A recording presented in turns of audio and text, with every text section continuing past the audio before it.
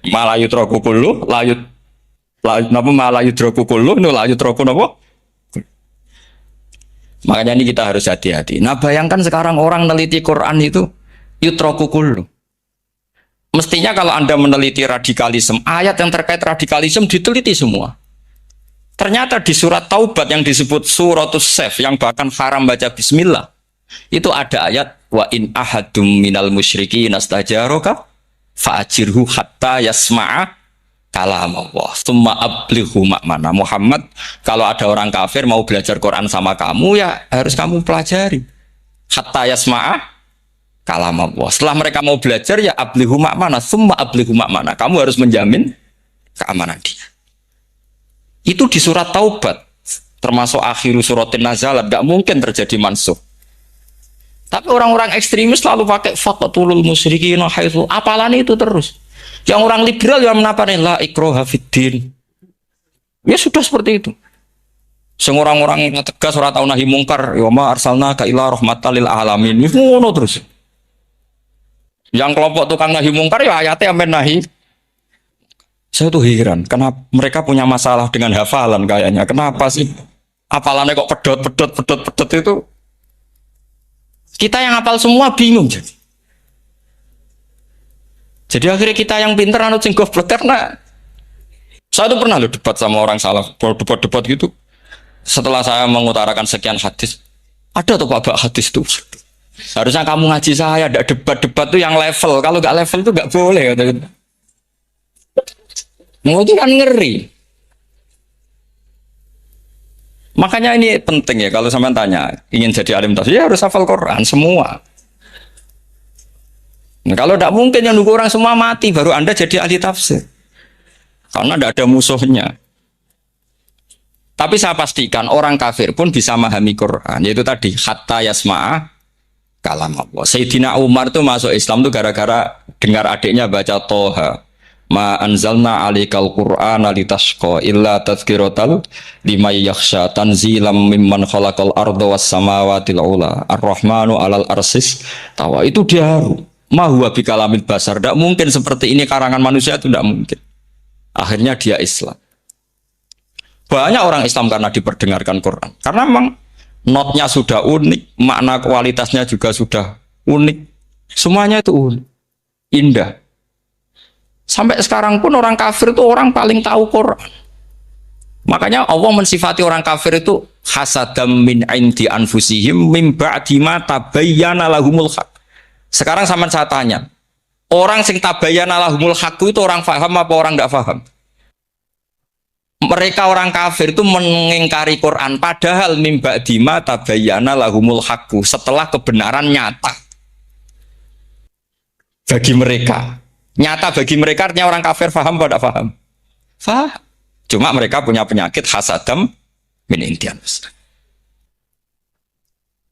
Mereka juga kalau ada ayat tentang ahkam yang memberatkan, mereka bilang, "I'ti bi Qur'anin ghairi hada au badil." Muhammad, harusnya jangan tema itu yang diangkat, kok cari Quran yang lain yang enggak tema itu. Mereka sampai memilih tema itu karena paham apa karena tidak paham? Karena paham. Makanya di makalah saya pastikan ngaji tafsir itu gampang, karena orang kafir pun bisa. Kalau kasus Ahok itu bukan paham itu melintir, beda. Paham sama melintir itu beda. Wah, itu diterjemah kemenang tuh jangan mengangkat kawan orang Islam, bukan mengangkat pemimpin.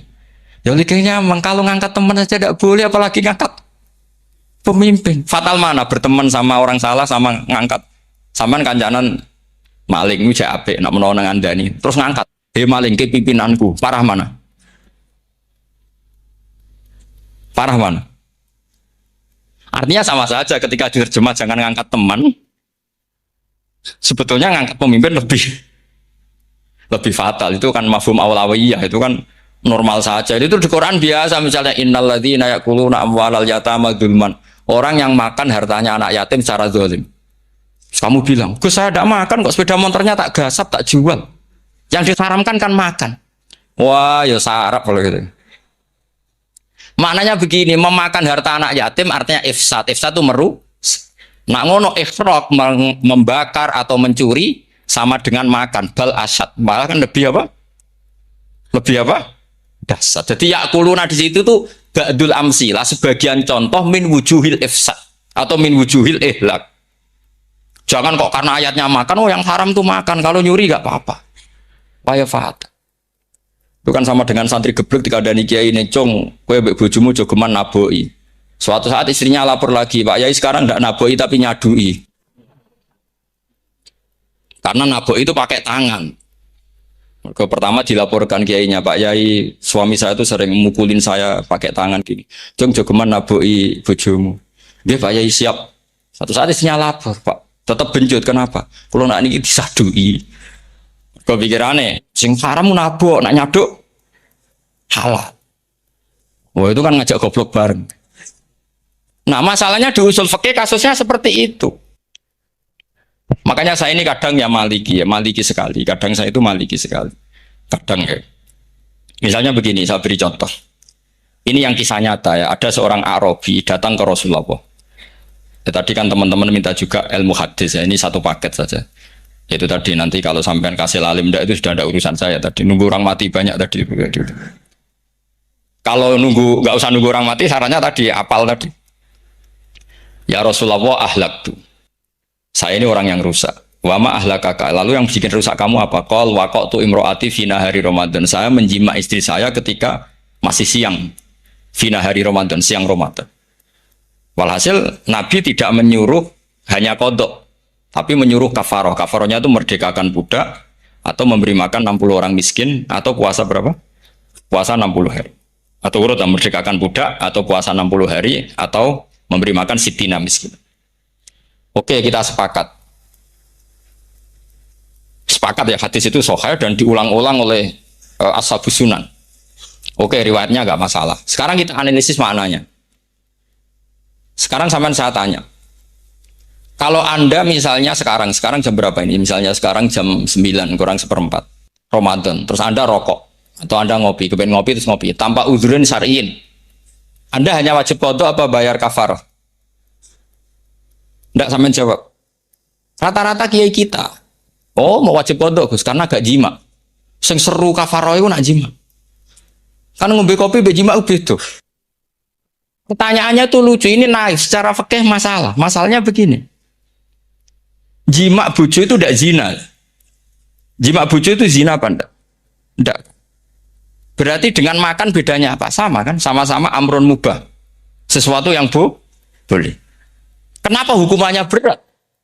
Makanya kata Imam Malik, enggak itu nilainya. Nilainya adalah hadku hurmati Ramadan bi ghairi udhrin syar'iyyin. Makanya kata Imam Malik, siapapun yang makan fina hari Ramadan, iftar apapun fina hari Ramadan bi ghairi udhrin syar'iyyin, maka hukumnya sama dengan jima fina hari Ramadan. Karena sama-sama ihlak ifsad hurmata Ramadan bi ghairi udhrin syar'iyyin.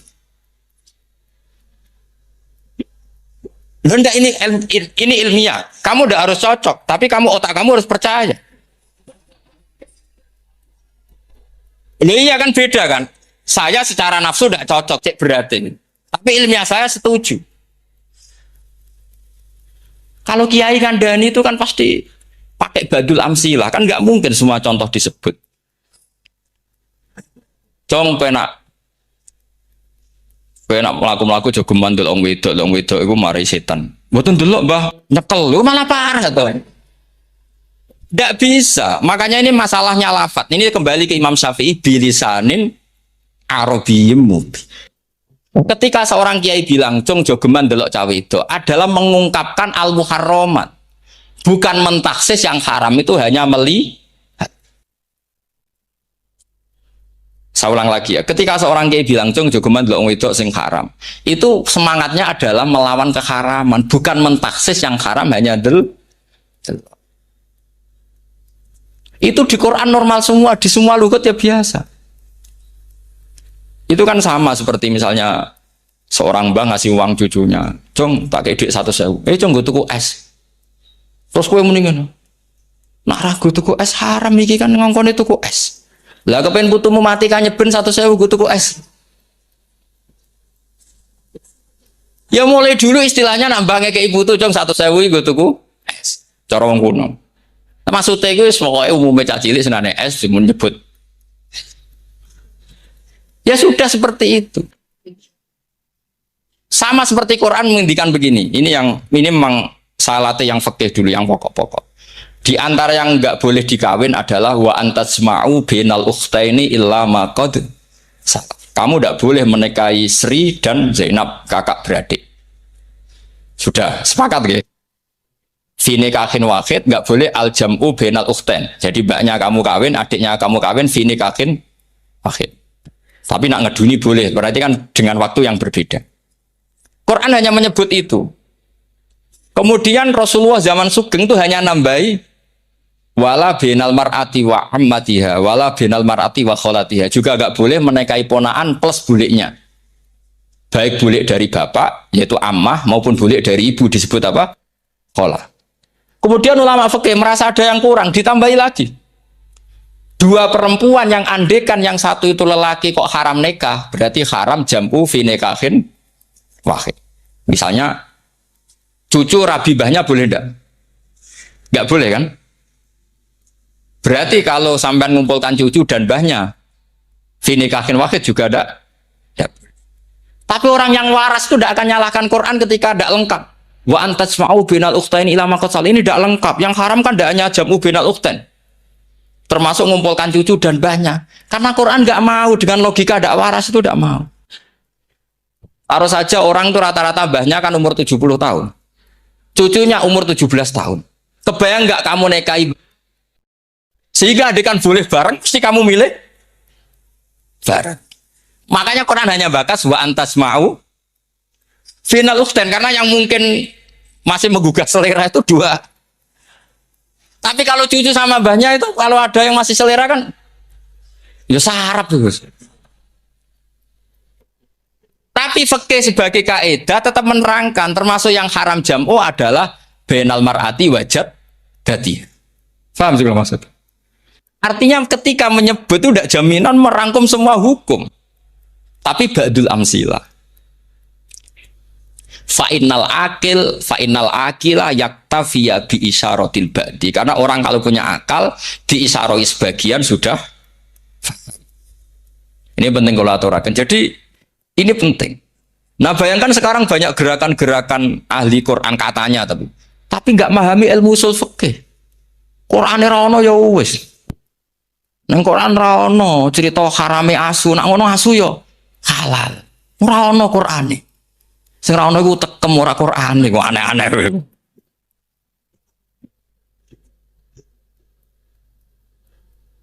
Itu kan sama terus sampean misalnya tadi jam 09.00 Ramadan tambah uzurin syariah terus mangan mie rokokan. Itu kan melecehkan Ramadan biwiri uzurin syariah. Karena melecehkan hurmata Ramadan kena sanksi separah itu. Jangan kamu terus bilang, tapi Nabi hanya bilang masalah jima fi nahar Ramadan. Jima istri itu hukumnya itu tidak zina, hukumnya itu mubah sama dengan makan. Ini cara madzhab Maliki, tapi kita alhamdulillah madzhab Syafi'i. Ya, itu masalahnya. Berhubung itu menguntungkan sami'na wa ata'na. Nah, itu. Tapi saya sendiri dalam konteks ini, saya itu ya sangat-sangat Syafi'iyah, sangat-sangat Syafi'iyah. Dalam banyak hal sangat-sangat Syafi'iyah. Tapi dalam banyak hal kadang-kadang saya ya Maliki. Nah, itu kan kalau sama tanya kenapa gitu? Ya hikmah baca banyak saja.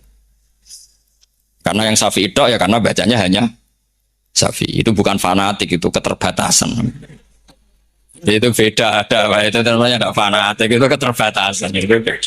Itu beda sekali. Jadi kita harus ngaji yang banyak. Saya termasuk utang ya sama Imam Syafi'i itu baca kitab Ar-Risalah. Itu kitab yang kadang satu ulama baca sampai 500 kali. Yaitu Imam Syafi'i itu dalam kitab Risalah itu begini, ini termasuk ulumul Quran yang paling penting. Muqaddimahnya begini. Wan nasu sinfani min awalil amri. Wan nasu sinfani. Ketika Rasulullah datang membawa Quran itu manusia hanya ada dua. Al kuffar sing dari jenis ahli kitab dan kuffar dari jenis yang tidak ahli. Bahkan tidak ada orang Islam zaman itu. Pertama Nabi jadi Nabi itu adakah pendengar yang Muslim? Kan tidak ada. Semuanya ahli kitab. Makanya susah kalau Quran kamu analisis korbannya orang Islam tuh kata Ibnu Umar tuh lucu. Dulu tuh mukhotobnya tuh orang kafir jelas kuliah ayuhal kafir. Ya ayuhan nasu ubudu rabbakum alladzi khalaqakum. Jelas orang kafir. Karena orang Islam nggak mungkin dikhatabi ubudu rabbakum. Makanya Imam Suyuti kalau nafsir itu ngeper ubudu rabbakum wahiduhu. Tapi kalau mukhatabnya orang Islam dawimu alal ibadah atau dawimu alat tauhid. Karena dia tahu kalau mukhatabnya orang kafir ubudu ya masih wahidu. Kalau sudah Islam kok dikhitabi ubudu mudawamah alal ibadah. Itu saking alimnya Imam Suyuti. Ini saya teruskan. Kalau mukhatabnya itu orang kafir ahli kitab, itu kemungkinannya ya dua. Cara mereaksi Quran. Yaitu disebut lam yakunil ladina kafaru min ahlil kitabi wal musyrikina munfakina hatta ta'tiyahumul. Jadi lam yakunil ladina kafaru. Jelas, kafaru itu umum. Kemudian ditafsir, kafaru itu ada yang min ahlil kitabi. Berarti kafaru yang jenis Yahudi Nasrani. Ada kafaru yang min ahlil kitabi wal musyrikin. Kafaru yang jenis musyrikin, yaitu kafir Mekah. Karena cara kaidah nahwu al-atfu yaqtadi taghayyur. Kalau ada ataf pasti konteksnya beda. Ja'a Zaidun wa Amrun, berarti Zaid ada Amar, Amar ya ada Bakar. Karena Ja'a Zaidun wa Amrun wa Bakrun. Pasti orang ini berbeda. Tidak boleh orang yang sama kamu pakai ataf. Ini sudah clear ya ini ya. Kemudian cara pandang mereka ya beda. Ketika Rasulullah mengajak tauhid, itu ahli kitab tidak masalah. Memang harusnya Tuhan itu satu. Tidak masalah bagi ahli kitab. Problem bagi ahli kitab adalah Muhammad itu nabi. Itu kita nggak suka. Kalau Tuhan satu oke, tapi kalau Muhammad nabi tidak oke. Kita bisa jadi nabi. Kata mereka, karena mereka merasa nasabnya sampai Ibrahim. Sementara zaman itu mereka sanksi Muhammad itu nasabnya konti. Gak jelas. Ini penting kalau aturakan. Sehingga dalam konteks ini Allah menjawab ahli kitab dulu. Ini disebut Muhammad itu nasabnya jelas. Ini ku fihi ayatum bayinatum maqamu Ibrahim. Ini saya dengarin. Ibrahim itu jelas pernah ke Mekah. Bukti Ibrahim pernah ke Mekah adalah jejak kaki Ibrahim di makam apa? Makam mereka artinya buatan kuburan, buatan jejak kaki Ibrahim ketika bangun Ka'bah. Fihi ayatum bayinatum maqamu Ibrahim. Pun. Kalau Ibrahim pernah di Mekah artinya beliau pernah nikah di Mekah. Paling tidak punya dzurriyyah di Mekah. Ini gua Ismail dibawa ke Mekah. Jelas ayatnya wa id yarfa'u Ibrahimul qawaida minal baiti wa Ismail. Ini dengarin ya. Sebab itu saking alimnya berjanji itu beliau tahu betul masalah utama Rasulullah Muhammad adalah disangsikan nasabnya. Sebab itu kitab berjanji pertama cerita setelah dia alhamdulillah macam-macam awal manab tadi saat terus dia bilang wa ba'du fa'aqul huwa Muhammad bin Abdullah bin Abdul Muttalib. Saat terus ya wabak itu wa Muhammad bin Abdullah bin Abdul Muttalib wasmu Syaibatul Hamdi Humidat Khisaluhus Saniyah. Saat terus Ibnu Qusayn, saat terus Sumiyah bi Qusayn litaqasi fi biladi Qudu'atal Qasiyah. Karena dia tahu yang masalah bagi Rasulullah itu adalah masalah nasab bagi mereka yang kafir. Terus beliau ngendikan ditutup wa adnanu bila raibin inda dzawil ulumin nasabiyah ila dzabihi Ismail nisbatuhu wa mun. Jelas saya Adnan itu pasti puter cucu-cucunya Nabi Ismail. Karena orang Yahudi yang disoal Muhammad itu, kamu itu siapa? Kok tahu-tahu Nabi? Kamu orang Arab. Orang Arab itu tidak pernah ada Nabi. Yang Nabi itu normalnya orang Israel. Yaitu turunan Yahudi. Karena Yahuda bin Yakub bin Ishak bin Ibrahim. Akhirnya Allah membuktikan. Fihi ayatum bayinatum maqami. Bukti kalau Ibrahim pernah di Mekah adalah jejak kakinya di Mekah. Itu dekat Ka'bah. Ini jawaban Allah yang tentang ahli kitab. Karena sudah jelimet. Ada ilmu ansab, ada ilmu nasab, ada polemik kitab samawi. Kalau kafir Mekah ini goblok-goblok. Ketika Rasulullah pakai teori tauhid, orang kafir Mekah itu sangat gobloknya bilang gini, Muhammad, kita ini urusannya banyak, utang kita banyak, kasus saya banyak. Kok Tuhannya satu itu tidak cukup? Yaitu mereka mengatakan aja'alal alihata ilahau wahida inna hadza la syai'un ujab. Bagaimana Tuhan hanya satu? Urusan kita banyak, masalah kita banyak. Tuhan nggak boleh satu, harus banyak. Sejumlah urusan kita. Ada Tuhan BPKB, Tuhan macam-macam lah. Ada Tuhan kredit, Tuhan kas macam-macam lah kan. Sesuai sebanyak urusan kita. Mereka tanya aja alal alihata ilahau wahida. Masa Tuhan satu? Inna hadza la syai'un ujab. Ini aneh. Tapi Rasulullah dengan sabarnya. Kalau yang seperti ini Allah menjelaskannya beda dengan yang pertama. Karena tadi orang kafir itu bisa min ahlil kitab, bisa wal bikin lam yakunil ladzina kafaru min ahlil kitab. Ada yang wal musyrik. Semuanya ini tidak pernah munfakina hatta ta'tiyahumul bayyinah. Mereka tidak pernah tercerabut dari pikiran mereka, dari mainstream mereka, sampai ada bayyinah. Bayyinah itu kejelasan kebenaran atau benar yang begitu jelas. Itu siapa? Rasulun minallah yatslu suhufam mutahhar. Akhirnya Nabi sabar. Saking sabarnya Nabi itu ngomong gini, ya di khalayak umum, mukhatamnya ya kafir semua. Hei saudara-saudara kami suku Quraisy, kita ini sebangsa. Nabi tanya, Muhammad, ajaran kami itu benar karena kami itu orang yang kita percaya. Tapi kali ini Anda aneh karena ngajak satu Tuhan. Itu tidak mungkin. Urusan kita banyak, satu Tuhan enggak mungkin. Tuhan harus banyak. Kita punya 3 aja kurang banyak kan? Banyak punya Lata, Uzza, Hubal. Rasulullah dengan sabarnya ngendikan gini, hei kaumku, kalau kamu jadi pembantu, jadi buruh, senang mana punya majikan banyak sama majikan satu. Kalau majikannya banyak, itu perintahnya beda-beda. Seleranya, semua harus kamu lakoni, semua harus kamu taklui karena kamu harus nurut. Wah ya repot mat kalau di majikan banyak. Oh ngerepoti mesti. Rasulullah tinggal nimpali. Tuhan kamu itu majikan kamu. Kalau Tuhannya banyak, perintahnya ya banyak. Seleranya beda-beda. Kamu bingung nggak? Wah ya bingung. Ya sudah lah, satu aja. Akhirnya mereka masuk Islam. Lah itu disebut Nabi itu fatona, punya kecerdasan artikulatif. Kalau menjelaskan itu masuk akal.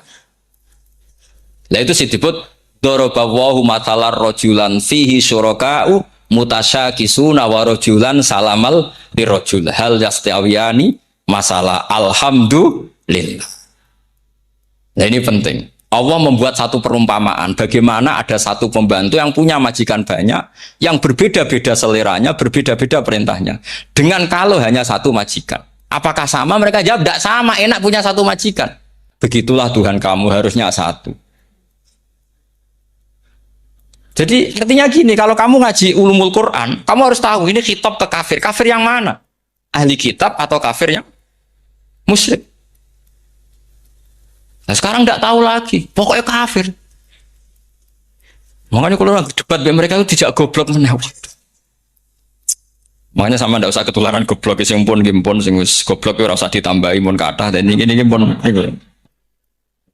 Ya karena kita ngaji jelas Qurannya kan lam yakunil ladina kafaru itu masih ada min lil bayaniyah atau min lil bayanil jinsi. Kafaru itu sopo siji min ahli kitab, 2 kafaru sing wal musyrik. Dua-duanya tidak pernah munfakina hatta ta'tiyahumul bayyinah. Mereka tidak akan tercerabut dari pikirannya sehingga ada bayyinah. Bayyinah itu siapa? Rasulun minallah yatslu sufam. Nah, ketika Nabi menjelaskan asal-usul nasabnya bahwa Sayyid Adnan itu ila Ismail, Ismail jelas putra Nabi Ibrahim.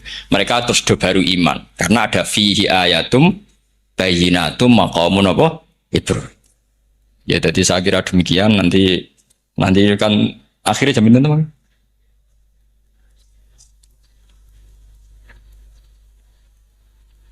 Oh, ini jam pinten istiwa. Enggak terus saya pikir nih gue. Kalau misalnya tadi ada tanya jawab ya tanya jawab cara ngalim saja kan. Itu lebih realistis. Karena kalau sampean iskal misalnya saya iskal dengan ini kan malah bingung kan. Kalau kamu terkenal pinter iskal kita goblok ya. Nah wis pinter kok iskal gitu jadi saya niru ilmunya Abu Nawas. Abu Nawas sudah bisa pidato. Gak bisa pidato, suatu saat dipaksa pidato sama khalifah itu. Hei para hadirin, kamu pinter apa goblok? Lah mereka pinter, mau ngandani wong pinter, terus pinter kok ngandani gitu. Akhirnya hadirin itu kan karena seneng sama Abu Nawas itu seneng. Ya sudah Abu Nawas, kalau gitu kita goblok. Aku mau mengambil wong goblok. Akhirnya terus wassalamualaikum warahmatullahi wabarakatuh. Jadi itu Abu Nawas juga bisa pidato, tapi dia tahu saja caranya menyelesaikan masalah. Itu Abu Nawas. Jadi, ya orangnya kacau tapi cerdas itu, makanya jadi guyonan. Sebenarnya Abu Nawas itu figur yang nyata, tapi tidak senaif yang diceritakan orang-orang di anekdot itu. Ya, beliau itu orang soleh ketika era Harun ar-Rasyid. Tapi ya tadi karena banyak cerita yang macam-macam. Ya, Abu Nawas itu makanya ini cerita anekdot. Jadi riwayatnya nggak jelas tapi lucunya jelas. Dia itu mangkel punya tetangga profesor ahli astronomi. Adiknya aku mau iso omong kok. Abu Nawas mau pinter mau amalnya omong kan masyhur itu dia cerita Hari Senin tanggal sekian lihat Abu Nawas di alun-alun mau terbang. Orang lihat semua itu Abu Nawas itu ya sudah di podium ya gitu-gitu dok. Kok nggak mau terbang-terbang? Ya mau itu ya tidak. Wassalamualaikum warahmatullahi wabarakatuh. Yang bilang Abu Nawas terbang siapa? Abu Nawas mau terbang. Yang namanya mau itu ya tidak.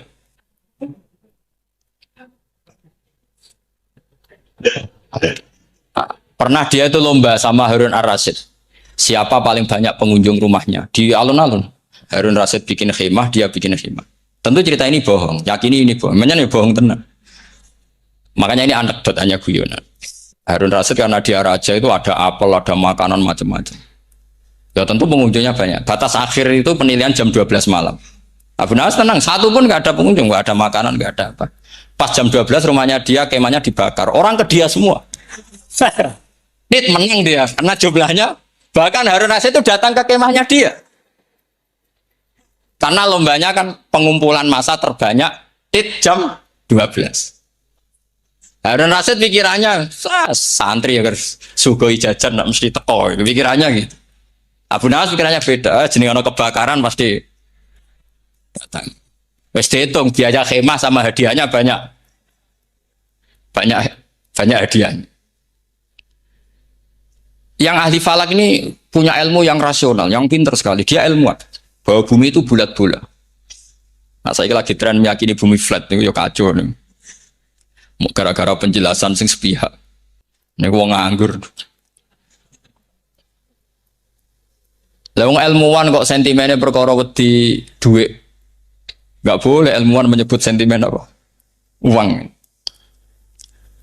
Akhir bumi itu bulat-bulat. Jadi kalau Anda jalan ke timur terus nanti ke titik yang sama. Abu Nawas paham karena dia memang enggak ahli sains gitu. Suatu saat si profesor ini kemalingan, malingnya melayu ngetan. Minta tolong sama Abu Nawas, kejarlah maling itu. Kemana? Ke timur. Dia ngejar ke barat. Ditanya sama profesor. Saya udah bilang, larinya maling itu ke timur, kalau ngejar ke barat. Nanti ketemu di titik yang sama. Akhirnya profesornya ngerti, oh ngenyek tuh. Jadi, nah khawatir saya nanti kalau santri-santri tidak pinter ilmu, terus pilihannya ilmu kayak Abu Nawas, jalan pintas tadi. Karena belajar falak jelimet, belajar faraid apa? Jelimet ada aul, ada roh, terus semua ada masalah yang ruwet-ruwet terus. Akhirnya mau olah bicara. Ini musibah inna lillahi wa inna ilaihi raji'un. Itu tidak boleh. Quran tidak mengajarkan itu. Quran tetap mengajarkan ilmu meskipun ada nilai seninya. Ya tadi nilai seni tadi misalnya Allah mencontohkan darabawu masalah rajulan fihi syuraka. Terus kedua uniknya Quran itu begini. Setelah dipikir itu nyata-nyata lebih detail. Misalnya begini.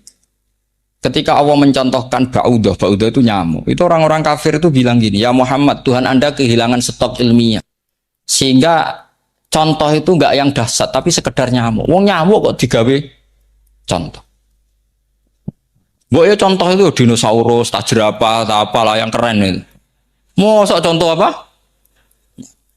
Terus Allah menjelaskan innallaha la yastahyi ayyadriba apa? Masalam ma. Contoh apa saja? Apa saja itu ditafsiri ba'udatan fama fawqaha, entah itu nyamuk, fama fawqaha atau yang di atasnya nyamuk. Maksudnya di atasnya itu filkillah atau fisihor atau yang di atas nyamuk.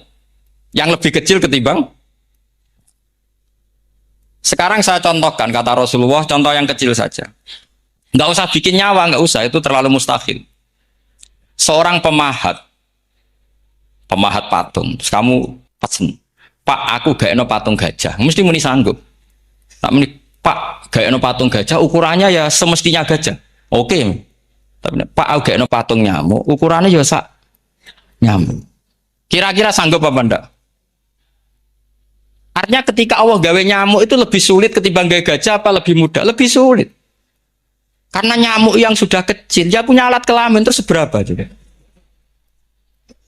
Alat kelaminnya juga tetap harus ada lubangnya terus seberapa? Teman saya malah ada yang cangkem elek bilang gini, lalu ya punya kuman, kumannya seberapa? Nah ini pentingnya ngaji akal. Kamu jangan hanya bilang, wow dinosaurus, jerapah, seru nyamuk.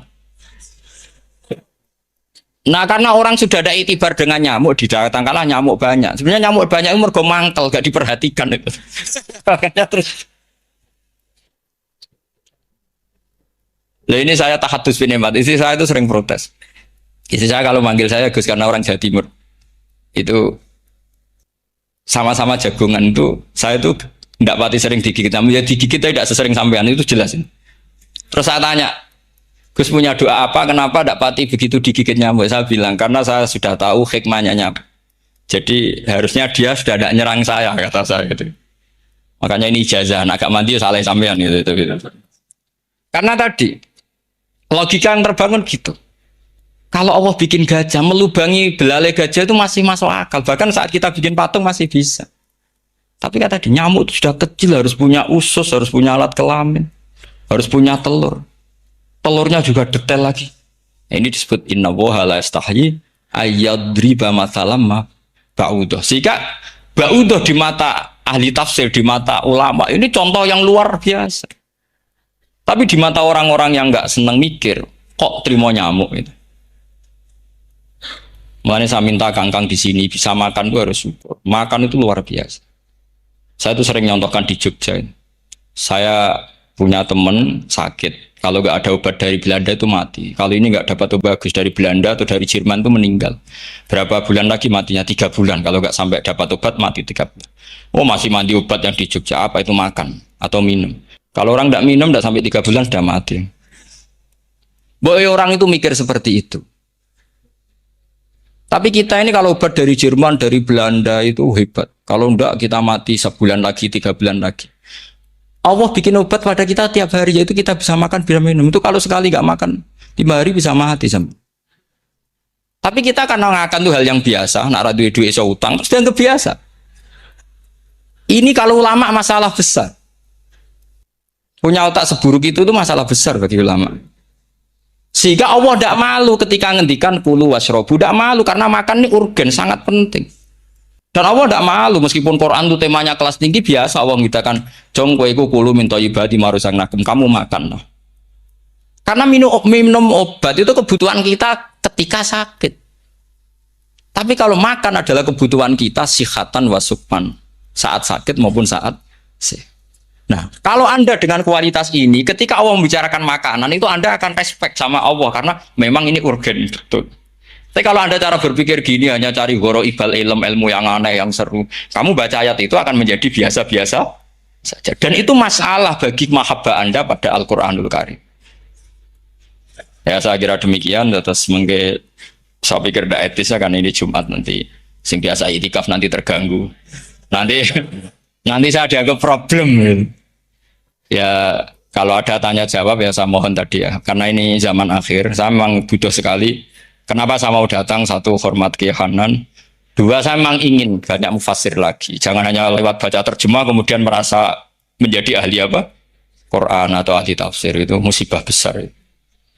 Masalah besar. Ya pokoknya saya mohon lah. Ya setidaknya gitu. Misalnya orang kafir. Kamu cari saja orang kafir. Ternyata ada yang harbi, ada yang dhimmi, ada yang mu'ahad, ada yang musta'man. Lalu dalam tarikh ada kafir Yahudi, kafir Nasrani, kafir ahli kitab. Kalau di fikih ada kafir yang lahum kitabun, ada yang tidak lahum kitab. Kalau yang lahum kitabun disebut ini kitabiah kholiso, yang tidak. Itu kan beda-beda di fikih. Boleh nikahnya ndak, hilu dhabihatihim atau tidak. Itu kan detail sekali. Makanya saya mohon ini latihan detail. Oke, sampean tetap ngaji, sering khatam itu bagus karena mengumpulkan semua ilmu. Tapi sampean harus menganalisis secara apa? Saya dulu ngaji Mbah Mun Muslim ya kilatan. Tapi saya ngapalkan sama Gus Ibab. Gus Ibab putranya Mbah Mun, dulu muridnya Said Muhammad. Saya itu tak pelajari lagi di rumah. Analisis lagi setelah besar sampai sekarang karena ya itu beda. Kita selalu Rabbi zidni apa? Ilmu. Misalnya begini contoh. Kita mungkin tahu maknanya ayat tertentu itu begini. Misalnya begini. Faqula lahu qawlan layyinan la'allahu yatadzakkaru aw yakhsha. Musa dan Harun, jika kamu datang ke Fir'aun, maka kalau ngomong, kalau dakwah itu qaulal layyinan, dengan dakwah yang halus. Nggih, qaulal layyinan. Ini bagi yang ekstremis harus baca dialek ini. Ini kisah nyata yang diceritakan Habib Zain bin Semit ketika ngarang Al-Manhajus Sawi. Juga diulang-ulang di beberapa kitab. Suatu saat ada ustadz, corong Jawa kemelinti, datang ke Harun Ar-Rasyid. Harun Ar-Rasyid ini Banil Abbas, termasuk zuriyahnya Abdullah bin Abbas. Karena Harun Ar-Rasyid sebagai khalifah tentu salahnya banyak ya. Namanya pejabat pasti salahnya banyak. Meskipun kebaikannya juga baik, tapi salahnya juga baik. Kalau kita kan tidak pejabat, salahnya tidak banyak, tapi prestasinya juga tidak banyak. Ya kan misalnya ada tamu Raja Salman katanya hormat tamu wajib, kamu kan tidak bisa hormat. Karena dia juga tidak mau dihormati kita kan. Nah terus si Ustadz tadi datang begini. Saya itu masih hafal teksnya. Ya Amirul Mukminin, inni nasihun lak famusyaddidun alaika fala tajidanna ala nafsika fi nafsika alayya syai'an. Saya ini mau nasihati Anda. Tapi saya maaf sekali karena nasihat saya ini kasar sekali. Musyaddid itu kasar, keras. Fala tajidanna fi nafsika alayya syai'an. Saya mohon jangan dimasukkan hati lah. Makanya terjemah bebasnya jangan masukkan hati. Katanya Harun Rasyid langsung marah. Uskut ya jahil, kamu itu ustadz bodoh. Kamu tidak boleh keras sama saya. Dia masih bantah, saya keras sama Anda karena Anda salahnya banyak. Terus apa kata Harun Ar-Rasyid? Inna wa ta'ala qad arsala man huwa khairum minka ila man huwa syarrum minni. Wa ma'adzalika qala ta'ala faqula lahu qaulal layyinan. Allah mengutus orang yang jelas lebih baik ketimbang kamu, yaitu Musa dan Harun. Musa dengan ustadz ini baik mana? Tidak, sama jawab saja. Baik Nabi Musa kan? Ilaman huwa syarrun minni. Fir'aun dengan Harun Ar-Rasyid buruk mana? Buruk Fir'aun. Itu saja masih dengan etika faqula lahu qaulal layyinan. Musa dan Harun kamu harus sopan. Tidak wae Fir'aun wajib sopan, tidak wae aku ora sopan. Lah ini sudah iktibar dari terjemah netral atau terjemah yang datar bahwa Allah ngutus Musa dan Harun ke Fir'aun dan Musa dan Harun diharuskan kaulal layinan. Tapi menjadi energi mafhum yang luar biasa. Nak dakwai Fir'aun wae kaulan layinan, pun mana dakwai podo-podo mukmin. Makanya kata Harun Rasyid, uskut ya jahil. Inna wa ta'ala qad arsala man huwa khairum minka ila man huwa syarrun minni. Wa ma'adzalika qala ta'ala faqula lahu qaulal layyin. Ya saya kira demikian, saya kembalikan ke moderator.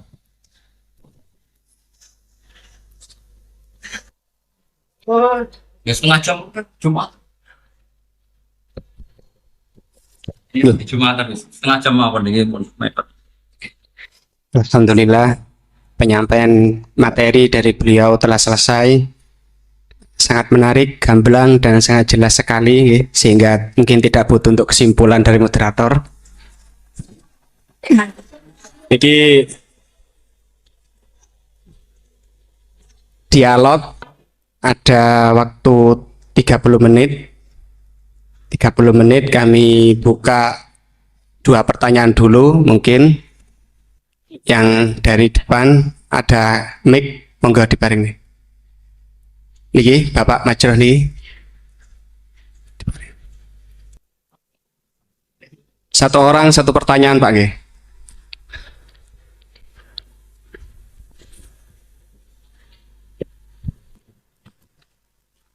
Terima kasih waktunya kepada Yai Ahmad Bahauddin Nursalim. Saya mau bertanya mengenai tadi yang disampaikan bahwa setiap umumul Quran pasti ada mukhasisnya. Ketika dilihat zaman sekarang ada kelompok liberal yang mencoba untuk mengamandemen Al-Quran dengan tidak mengkaitkan konteks zaman dulu, malah mengkaitkan dengan konteks zaman sekarang. Ambil contoh dalam permasalahan ibadah haji, mereka ingin merubah haji, wukufnya nggak cuma di bulan Dzulhijjah, tetapi di bulan Syawal pun juga boleh. Jadi sudut pandang panjenengan gimana masalah apakah memang bisa keuniversalan Al-Quran itu pada zaman sekarang dibuat sesuai konteks sekarang? Itu saja. Sampun? Nggih. Nggih. Penanya kedua, monggo.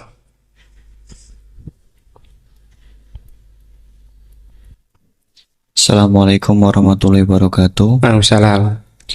Dumateng Yai, ini ada pertanyaan tentang penafsiran Al-Quran berdasarkan ilmu sains. untuk abad sekarang kita mengenal teori ledakan besar yang sudah sangat populer. Namun walau demikian ilmu ini masih dalam bentuk zon yang wakilnya hakikatnya kita belum tahu dan belum yakin secara pasti. Namun teori ledakan besar ini kemudian disinkronkan dengan Al-Quran dengan penafsirannya bahwa ternyata di dalam Al-Quran itu sudah ada teori ledakan besar. Pertanyaan saya begini, menimbang ilmu teori ledakan besar ini adalah ilmu dzan, ini masih memungkinkan ilmu ini salah, sehingganya penafsiran terhadap Al-Quran ini menimbulkan kekhawatiran, yakni kalau ilmu ini sebenarnya salah kemudian disinkronkan dengan Al-Quran, nanti ada penyalahan dalam penafsiran. Namun sisi lain terdapat kebaikan, yakni ada banyak orang bicara bahwa Al-Quran turun sekian ratus tahun lalu ternyata di dalamnya memuat teori ledakan besar yang baru muncul abad modern ini. Dari penjelasan ini, pripun monggo Yai tentang penafsiran berdasarkan ilmu yang masih dzan, yang belum hakikatan seperti ini, monggo. Oke. Sing pertama Pak Ulil, yang kedua Pak Anwar. Itu sudah sama-sama keren Pak ya. Nggih. Pak mahasiswa. Pak Ulil apa Ulil? Ulil. Pak Ulil. Ulil apa? Ulil Absor. Sudah Ulil Absar, sudah benar ya. Itu namanya sudah benar. Nggih. Kedua Anwar ya? Kedua Pak Anwar. Sudah gitu dulu. Cekap dua dulu. Sing pertama mungkin nek jenengan niki pertanyaan yang pertama, apakah keumuman Al-Qur'an bisa ditaksis sesuai konteks sekarang? Konteks sekarang kekinian niki. Itu pertanyaan yang pertama. Pertanyaan yang kedua, kejadian sains yang sesuai dengan sains, ilmu sains niku apa bisa juga dibenarkan ditafsirkan ke Al-Quran, mengingat ilmuwan-ilmuwan sains sekarang mengatakan bahwa Al-Quran itu banyak yang sesuai dengan sains akhir-akhir ini. Nah, seperti ledakan besar niku kalau diarahkan ke Al-Quran, apa memang sains itu sebenar-benarnya persis dengan Al-Quran atau masih ada kemungkinan nggak sama? Hafal Quran tuh. Buatan apa belum? Tapi apa khusus 30? Nggak betul. Enggak. Ya, Iya. ini rileks saja ya. Memang saya ulang lagi, memang syaratnya itu hafal Quran tadi. Enggak, karena begini, saya berkali-kali berdebat sama orang-orang liberal. Sekarang saya tanya, mereka kan senang sekali ya mengutip ayat la ikraha fiddin, bahwa dalam agama itu tidak perlu pemaksaan. Sebetulnya ayat itu jelas ada terusannya qad tabayyana rusydu minal ghayy. Yang benar tentu begitu jelas, terpisah betul begitu jelas, yang benar ya benar, yang salah ya salah. Sehingga kita tidak perlu memaksa orang, misalnya 2 ditambah 2 itu 4, terus kamu paksa. Kalau nggak mengatakan 4 tak penjara, itu tidak perlu. Kalau orang waras pas bilang 2 tambah 2 4, 1 tambah 1 2. Kebenaran la ilaha illallah itu seperti itu, kebenaran yang begitu nyata sehingga tidak butuh dipaksa. Jadi sebetulnya la ikraha fiddin itu konteksnya, karena kebenaran benar-benar sudah punya eksistensi yang nyata, untuk diakui itu tidak butuh pemaksaan. Orang seluruh Indonesia kan bilang 1 tambah 1 itu 2, nggak usah diintimidasi nanti ditangkap Pak Gatot, ya tidak perlu. Makanya terusannya ayat. Lah repotnya sekarang santri-santri kalau pidato khitobiah di pondok-pondok ya diputus kayak orang liberal. La ikraha fiddin. Itu belum wakaf, masih qad tabayyana rusydu minal. Paham yang saya maksudnya? Sehingga kadang Nabi itu ngendikan secara ekstrim. Misalnya mangqala la ilaha illallah dakhalal jannah. Siapa yang meyakini la ilaha illallah nanti pasti masuk surga. Entah kapan pasti masuk surga. Kalau belum ya antri masih, tapi pasti lah. Terus Nabi sempat ngendikan, itu hadis sahih, wa in zana wa in saraka, meskipun pernah punya masa lalu, zana itu fi'il madhi, pernah punya masa lalu, pernah zina, pernah maling. Itu sampai 3 kali sahabat protes. Tapi saya berkali-kali ngomong di ngaji di Jogja, di Bojonegoro, di rumah ngomong kebenaran yang absolut. kebenaran yang hakiki tidak bisa terganggu oleh perilaku sosial. Bukan masalah seakan-akan hadis ini membolehkan zina, itu tidak mungkin. Inna wala ya'muru bil fahsya. Allah tidak akan nyuruh hal yang buruk. Tapi saya beri satu logika, satu analogi. Kalau rektor Al-Azhar kamu tanya, 1 tambah 1 berapa Pak Rektor? Pasti bilang 2. Kamu tanya Amrozi ya bilang 2. Kamu tanya Pak Ahok ya bilang 2. Kamu tanya Anies Baswedan ya bilang 2. Tanya Pak Nusron dia jawab 2. Tetap sama, semuanya jawab 2. Karena kebenaran hakiki pasti absolut. Sekarang misalnya gini, ada ronte dari Hulu Doli misalnya. Kamu tanya, Mbak, 1 tambah 1 itu berapa? Pasti bilang 2. Jangan kamu mentang-mentang imam masjid. Saya tak jawab 3, saya kan imam masjid. Masa sama dengan lonte? Tidak bisa, kebenaran absolut itu pasti sama. Mbok rektor Al-Azhar sama siapapun ya jawabnya. Paham yang saya maksud? Sebab itu kadang Nabi ngendikan wa'in itu la ilaha illallah itu kebenaran absolut. Lebih absolut ketimbang 1 ditambah 1. Sehingga kebenaran absolut la ilaha illallah itu nggak bisa terganggu oleh apapun. Paham ya maksud? Nah itu dimaksud qad tabayyana rusdu minal. Kita tanya rival politik. Pak Jokowi kamu tanya 1 apa 1 ya 2. Pak Prabowo ya bilang. Bukan karena rival politik. Tadi Pak Jokowi jawab berapa? 2. Ya udahlah 4. Tidak ada seperti itu. Itu disebut qad tabayyana rusdu. Nah kembali ke ide tadi. Ide bahwa wukuf boleh di mana saja, terus boleh tidak syawal, itu udah ide. Sebenarnya sampean mikir saja itu sudah kriminal. Berarti sampean ngapalkan pikiran salah. Ya. Karena kalau kita diskusikan itu lucu sekali. Karena ya itu sudah gini loh kaidah khilaf itu. Saya kasih tahu. Walaysa kullu khilafin ja'a mu'tabara illa khilafal ladzi khadzum minan nadhari. Tidak semua khilaf itu dianggap satu khilaf, satu perbedaan pendapat kalau kualitasnya nggak sama-sama mutu. Kalau yang satu nggak mutu itu nggak dianggap khilaf, nggak level. Itu tadi misalnya Imam Ghazali ngendikan begini, qala al-Ghazali gini-gini. Pasti saingannya ya qala Nawawi atau qala Al-Qurtubi atau qala siapa. Jangan qala al-Ghazali terus kamu saingi menurut Ustadz dari Solo, dari Jogja, wah ya udah level masa Imam Ghazali disaingi. Itu aturannya seperti itu. Ini jelas. Rasulullah sendiri yang ngendikan al-hajju arafah, bahwa syarat sahnya haji adalah wukuf, dan Nabi menyebut. Tentu kita tidak pernah memperbandingkan apa yang disabdakan Nabi dengan yang jadi pikiran mereka. Kalau mereka alasannya karena orang bergumul di situ, di Mina, di Arafah, gara-gara waktunya sama, titiknya sama, terus terjadi kematian gini. Apa yang nggak wukuf di Arafah itu hidup semua. Itu kan kayak dalilnya orang rokok. Rokok mari cepat mati. Oh, sing rokok ya mati. Orang-orang jil juga mati. Orang-orang liberal yang pikirannya katanya ingin menyelamatkan kehidupan juga pada akhirnya mereka mati. Mendingan mati di Arafah, keren di tanah suci. Bodoh usah begitu. Sebenarnya begini loh. Mereka itu menjadi salah karena nggak mau ngaji fikih secara serius. Saya itu memang menyesal sekali ya. Kenapa sih orang wukuf itu kok dungani suwira barbar itu memang sakiniane. Boy dongo itu yakin pangeran apian sedino itu tetap dituruti gitu aja, gak usah lama-lama. Ya kata hikam kan gitu. Ngelingno pangeran udah suwi-suwi, sing perlu dielingno sing iso lali. Pangeran iso lali kok amen mbok elingno wae kan gitu cara madzhab hikam.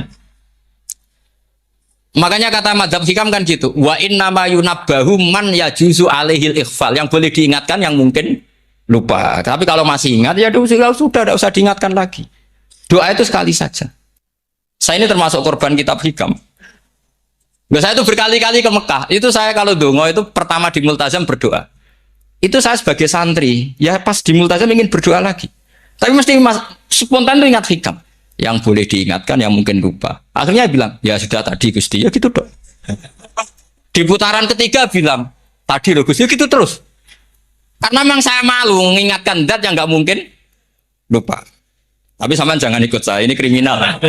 Ini termasuk sisi-sisi kriminal ilmu saya.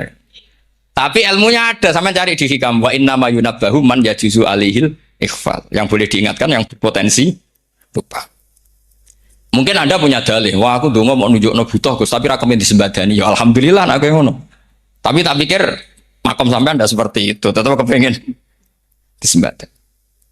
Lalu pertanyaannya kemudian, kalau kita ngikuti fikih, sebetulnya nggak perlu menumpuk di Arafah. Sama cari di takrib, di mu'in, di semua bab fikih.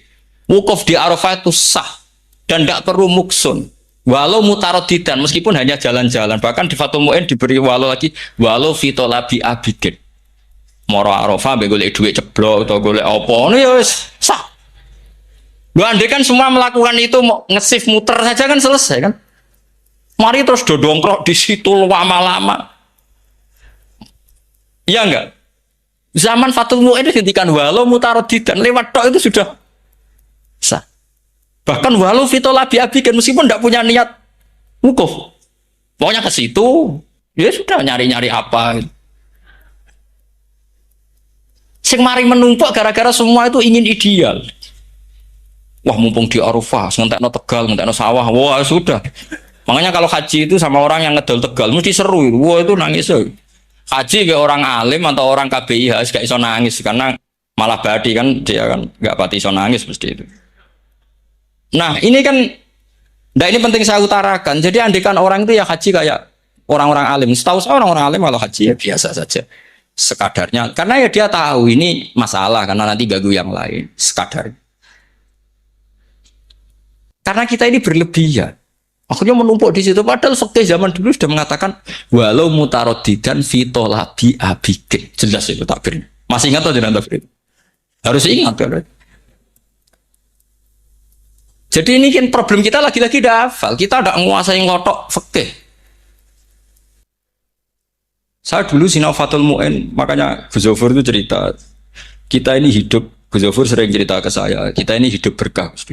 Zaman saya jenengan itu rata-rata teman-teman Fathul Mu'in itu setengah hafal i'anah. Ya karena kompetitornya ya baik, peminatnya ya baik. Dulu saking senengnya Gus Naji sama ilmu itu, beliau pernah ikut Fathul Mu'in era saya. Padahal sudah dari Mekah lama. Saking senengnya ilmu. Jadi kita dulu biasa diskusi dengan Gus Naji, dengan Gus Zofur karena saking senengnya ilmu. Ya itu tadi. Karena memang ilmu itu asik. Tapi kita ini belajar fikih itu tidak seperti itu. Kita sudah kayak ya sudah kayak orang-orang yang nggak mau fikih. Wong nak ndonga ning Arafah gini-gini terus ya hanya gitu-gitu dok. Tidak mikir kalau ganggu orang lain gini juga dipikir. Itu satu. Jadi menurut saya sampean jangan pernah terlintas bahwa pendapat jil atau apa saja itu pendapat. Walaysa kullu khilafin ja'a mu'tabaro illa khilafal ladzi khadzu minan nadhari. Tidak semua khilaf itu kita hitung khilaf kecuali yang kualitasnya. Kecuali begini kualitasnya agak sama. Misalnya sholat jenazah. Sholat jenazah itu trennya kan mayit di depan, terus imamnya itu di belakang. Nah itu boleh. Ada ulama mengatakan nggak apa-apa. Sholat jenazahnya di depan, mayit imamnya di jenazahnya di belakang, imamnya di depan. Meskipun itu tidak lazim, tapi masih masuk akal. Itu tadi fa'innal janazah laisat bimanzilatil imam. Piye jenazah ora imam wajib gua ngarep. Alasannya apa? Loh itu udah orang liberal, itu kitab Mahalil. Kaul awal jenazah harus di depan, kaul sani tidak harus. Piye jenazah itu tidak imam. Coba alasannya di depan apa? Dia ada tidak imam. Kalau seperti itu masih khilaf karena sama-sama ulama. Dan khilaf ini dipraktekkan, tapi jangan di sini loh, ya, ini jadi fitnah. Saman tak cerita nih, saman kalau haji itu tiap ba'dal maktubah ada sholat jenazah enggak? Enggak, saman jawab saja. Yang pernah haji, tiap maktubah kan ada sholat jenazah. Itu jenazahnya di depan apa di kamar mayat? Itu bukan goib loh, orangnya masih belum dikubur. Enggak, saman jawab saja. Di kamar mayat, enggak semuanya dibawa ke depan. Artinya ada konteks tertentu, mungkin kauliku yono gunane dalam konteks Mekah karena orangnya banyak sibuk, ora kober gawa napa? Jenazah. Tapi dalam konteks Indonesia ya suul adab. Wong keren pisan kok ngarepe kok ora oleh gitu. Jadi ya kalau kiai kan biasa kok ngarep keren. Misalnya jenazah wong awam kesempatan sak ngarepe kiai yo pas mati kowe ora oleh gitu. Jadi cara kula itu kan. Nah, iya misalnya orang awam goblok mati. Jenazah dah kok nggak guri. Jadi yo apa dadi ngarepe kiai pisan kok ora oleh gitu. Jadi menurut saya itu Tapi kalau kamu mengatakan ini fardu ain, kalau nggak di depan nggak salah, alasan Anda apa? Ini tuh udah imam. Yang wajib di depan kita ini kalau imam. Nah seperti itu khilaf. Ini cerita khilaf. Mutu, alasannya sama-sama mutu. Oilnya yang punya pendapat ya sama-sama mutu karena diceritakan kita mahal. Dan dipraktekkan di Arab Saudi, yaitu banyak jenazah di kamar mayat, tetap sholat apa? Jenazah. Goib. Itu pernah saya praktekkan. Tapi sekali itu saja. Mungkin tidak terulang. Pas kemarin Banafe Hajin. Banafe itu dekat jenazah itu tidak mungkin. Banyak sekali. Gak sholat, bengi-bengi tantai ini nganti jam loro. Dan saya akrab sama beliau, sering guyon sama saya. Sebelum meninggal tuh berkali-kali ya masih keluarga sama saya jadi sering guyon. Dulu sering guyon sama saya. Ya aku sebenarnya tenanan ini sering ngandani saya. Saya nggak ngira kalau mau wafat. Akhirnya saya itu ke masjid sama anak saya namanya Hasan. Acung nyelati Banafe. Pak kok nggak di depannya? Ya sudah ini darurat. Karena nggak mungkin mendekat beliau. Jadi ya itu tadi buktinya sholat gaib. Sholat gaib juga misalnya orang Kediri boleh nggak nyolati orang yang mati di NTT yang lebih timur, boleh nggak? Boleh, padahal mayatnya di belakang. Nah memang nggak imam. Nah kalau seperti itu khilaf, ini cerita kalau seperti itu khilaf meskipun agak-agak kontroversi tapi kualitasnya masih waras lah, masih bagus. Sama kalau nggak percaya cari di Mahali di bab jenazah. Kalau mahalnya ada di Qalyubi, tapi jelas saya yakin itu ada. Saya tidak donan yakin ya. Kalau nu mulang, ya mulang terus tidak punya masalah ingatan. Jadi ingat betul kalau tabir itu ada. Gitu. Jadi saya ingat betul kalau tabir itu ada. Nah terus pertanyaan kedua dari Kang Anwar tadi itu memang problem ya. Tapi itu bisa diatasi lewat seni menulis. Biasanya kalau seorang penulis, apalagi di Indonesia itu kan gampang sekali. Kalau kata itu bisa bias atau majas kan bisa dikasih tanda kutip. Dikasih tanda apa? Kutip. Itu memang nyata ya. Saya pernah berdebat berkali-kali. Saya kan satu tim ya dengan Pak Zaini, dia seorang profesor, juga pernah tanya Gus Wafi, putrane Mbah Mun saat di Syria. Zaman itu saya Abdul Al-Ghudi masih hidup. Saya itu punya komunitas dokter. Ini cerita nyata ya. Yang dia tanya gini, Pak Bahak, kita-kita ini ahli embriologi. Dan tidak pernah ada ceritanya ada segumpal darah dalam proses embriologi. Yang ada itu sekian zigot yang berhasil nempel di dinding rahim itu nanti yang jadi janin. Jadi kalau kita ngaji ada segumpal darah itu menjadi aneh bagi kita. Karena proses itu tidak ada. Ya saya jawab ya enteng saja. Ya kan yang bilang segumpal darah itu kiai kan tidak Quran. Makanya benar Kang Anwar tadi yang ngomong itu mufasirnya atau kiainya yang terjemah. Kalau Quran hanya bilang min alakin. Iqra bismi rabbikal ladzi khalaq khalaqal insana min alaq. Alaq itu kan dari kata alaqo ya'liku alaqon, sesuatu yang nempel itu namanya alaqoh. Makanya di Alfiyah ada wa ulqatun hasilatun, ulqoh itu sesuatu yang terkait atau yang menempel. Sehingga ya pokoknya kalau alaq itu artinya tidak harus segumpal darah, bisa sesuatu yang menempel. Sama cari di kamus, dicari sama dia kamus. Aliko ya'liku menempel. Oh, ya oke Bapak enggak masalah. Nah, lalu kalau kita memaksakan itu bukti ilmiahnya Quran ya resiko juga. Nanti ada penelitian yang berbeda. Makanya kita bisa memanfaatkan tanda kutip. Kalau lafaz itu majas atau kata itu majas, kalimat itu majas. Atau kita menganalisis secara balaghah min jinsi dzalikat dam. Misalnya begini. Saya kalau sedang benci Anda, saya akan bilang kamu itu membawa WC. Wong tak melete bawa WC ngalor ngidul. Karena di perut kita memang ada kotoran. Berarti kita ini WC yang melaku ngalor ngidul.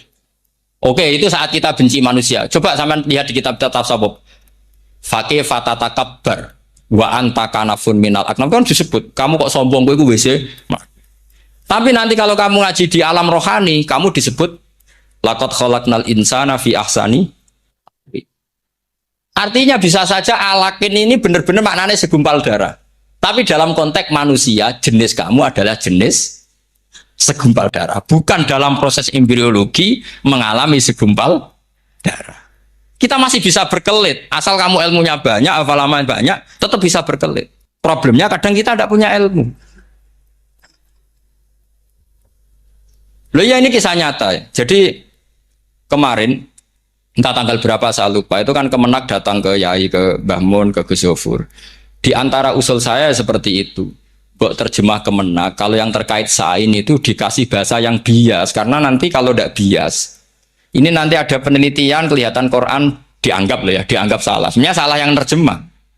Atau kita yakin sesuai ilmiah ternyata suatu saat ada penemuan yang berbeda. Kita bisa manfaatkan tadi seni menulis tadi, misalnya tanda kutip atau dipakai kata bias. Ya misalnya begini, contoh paling gampang tadi, misalnya kita bangga misalnya Quran terbukti benar ketika mengatakan baca ala bainahuma barzakha wa hijra mahjura, antara air tawar dan air laut itu ada pemisah.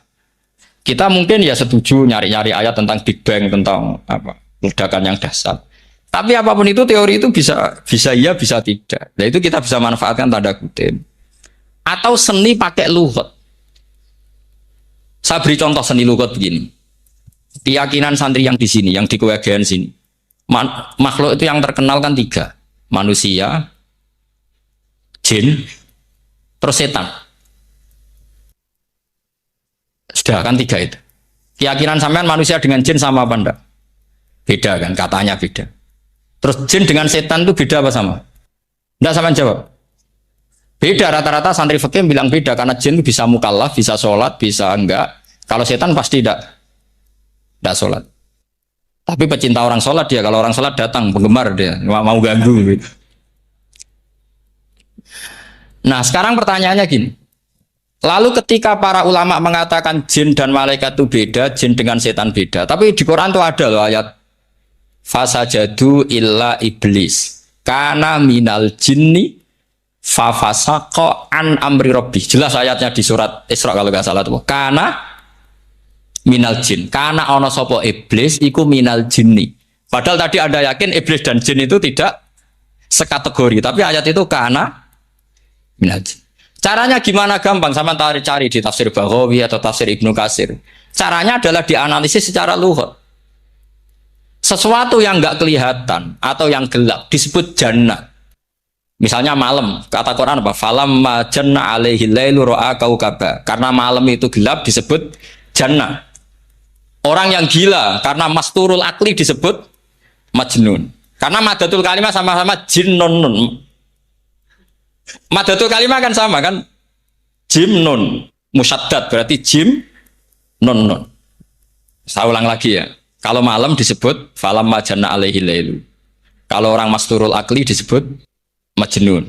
Orang dalam kandungan disebut janin. Kullu dzalika yusamma bidzalik li'annahu mastur. Semua dinamakan itu karena mastur tidak kelihatan. Nah, sekarang sampai tanya, iblis itu kelihatan apa enggak? Enggak, berarti kalau kana ono sapa iblis minal jinni setengah barang sing ora ketok. Kecumanane minal jinni kelompok jin. Nanti kamu masalah dengan kiai Anda meyakini, "Lho jin kok iblis?" Beda.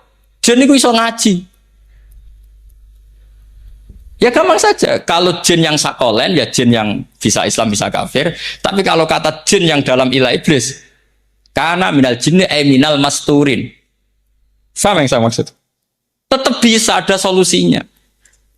Makanya ngaji itu jangan hanya Ibnu Katsir. Ibnu Katsir itu beliau hanya menjawab lewat riwayat. Beliau jarang bermain di lafadz. Tapi kalau sampean ngaji kayak tafsir Baghawi, kayak tafsir apa itu? Subhanallah. Ya Baghawi terus Bedawi. Itu nganalisnya sering pakai lafadz dan itu menjadi mudah. Misalnya lagi begini, sholat kita ini ya sholat yang muftatahatun bitakbir, muftatamatun bitaslim. Tapi kita secara lughat jelas as-sholat lughatan ad-du'a. Dan ada lafadz di Quran yang nggak mungkin kita maknani sholat itu dengan makna sholat sing mustalah alaihim tal fuqaha, yaitu di ayat khud min amwalihim shadaqatan tutahhiruhum wa tuzakkihim biha wa sholli alaihim inna sholataka sakanullah. Muhammad, kalau ada orang zakat ke kamu, sholli alaihim, kamu harus mensolati mereka. Wong cek urip kok di solati. Pasti maknane sholli ai utulahum, kamu mendo. Terus inna sholataka sakanulahum ai du'auka sakanulahum, doa kamu membuat mereka Faham sih kalau maksud? Lagi-lagi kita, kalau Anda janggal secara ilmiah, ya sama seperti misalnya, katanya bumi menurut Quran itu diciptakan dalam masa 6 hari. Padahal menurut teori Big Bang sekian juta tahun. Lu yaumin itu maknanya tidak harus 24 jam. Kullahinin bisa disebut yaumin. Buktinya ayat yas'aluhu man fis samawati wal ard kulla yaumin huwa fi sya'an. Apa Allah memutus sesuatu nunggu 24 jam? Ekulakhinen wa kulla waqtin huwa fi sya'an. Makanya di terjemahan UII termasuk saya usul fi sitati ayam itu dalam 6 masa. Karena kalau orang bilang hari asumsinya itu 24 jam kali 6. Itu masih bisa, masih meskipun mungkin seperti itu, tapi ya mungkin tidak. Tapi kita masih bisa bermain kata gini, ku dinetralisir. Yaum maknanya khin. Napa maknanya napa? Khin. Kayak di apa? Yas'aluhu man fis samawati wal ardi kulla yaumin huwa fisya. Kayak di ayat lagi, limanil mulkul yaum. Allah tanya itu ketika di akhirat apa di dunia? Enggak, sama jawab. Di akhirat. Ketika nanti di akhirat Allah tanya, liman iku kedue sapa al mulku te kerajaan al yauma. Limanil mulkul yaum. Lillahil wahidil fa inna fil akhirah laisa hunaka yaumun wala hunaka sa'a wala hunaka misalnya arbaun wa isyruna sa. Di akhirat ada 24 jam. Istilahnya Allah ya limanil mulkul yaum. Paham sih kalau maksud? Jadi lagi-lagi syaratnya hafal tadi. Nah, jadi artinya lafadz yaum dipakai di Quran berapa kali? Konteksnya apa saja. Ya saya kira demikian. Mungkin kita anggap cekap ya karena tadi apa ini Jumatan terus tak pikir tanya itu ya saya yang tanya itu tadi. Terima kasih sudah menonton. Mudah-mudahan bisa bermanfaat. Assalamualaikum warahmatullahi wabarakatuh.